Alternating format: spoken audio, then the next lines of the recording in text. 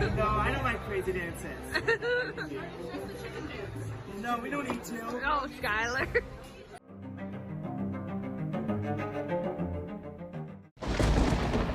Hooters pioneered what's now called a breastaurant, a place that hires only attractive women, dresses them in tight short uniforms and serves food while playing up a very specific kind of entertainment. But how did this unusual concept get started, and how has it survived decades of criticism, controversy and even lawsuits?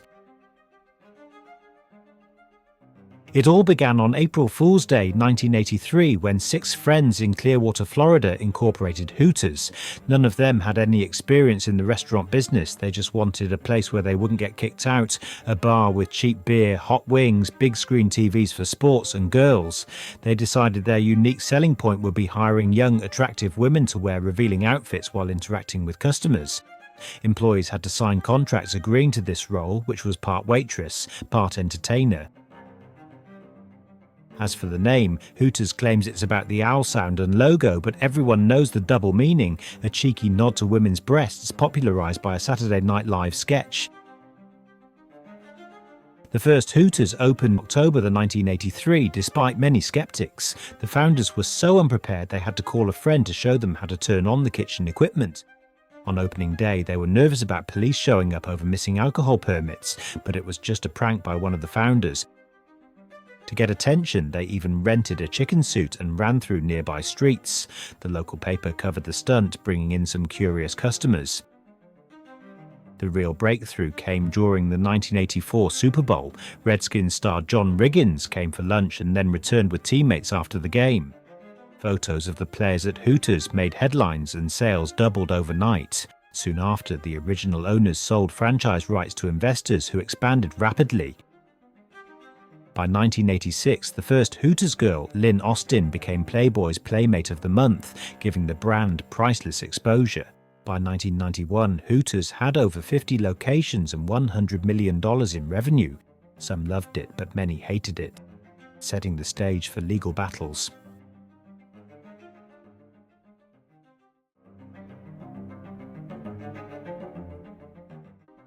In 1997, 3 men sued Hooters after being rejected for jobs as waiters because they were male. The men settled for just under $20,000 each, and Hooters agreed to create other non-waitstaff positions open to all genders. But Hooters refused to hire male waiters, insisting that Hooters girls were central to their concept.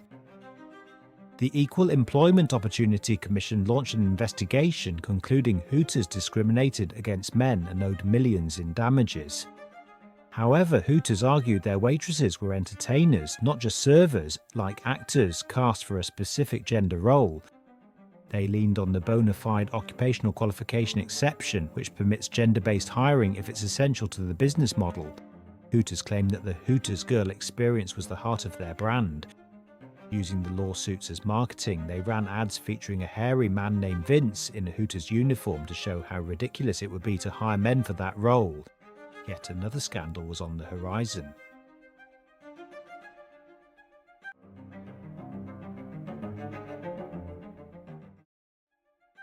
In April 2001, Hooters ran a contest. The employee who sold the most beer would win a brand new Toyota. Jodie Berry won. Her manager blindfolded her and led her to the parking lot to reveal the prize. But instead of a car, there was a small toy Yoda figurine. The manager laughed. Jodie did not, realizing it was an April Fool's joke. Jodie felt angry and sued Hooters. The case was settled confidentially, but her lawyer said she received enough to buy any Toyota she wanted. Despite these lawsuits, Hooters' business thrived, expanding internationally. And with wings flying off the shelves, they did something totally unexpected.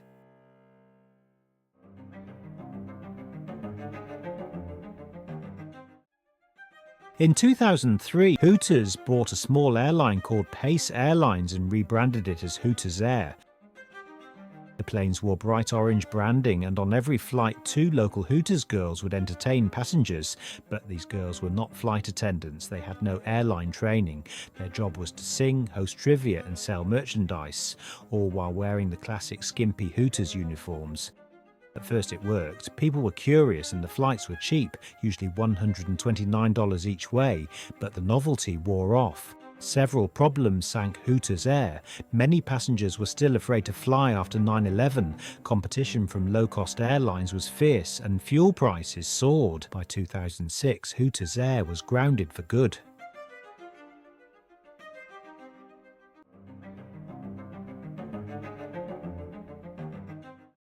Today, Hooters has over 420 stores in 29 countries, but competition has grown.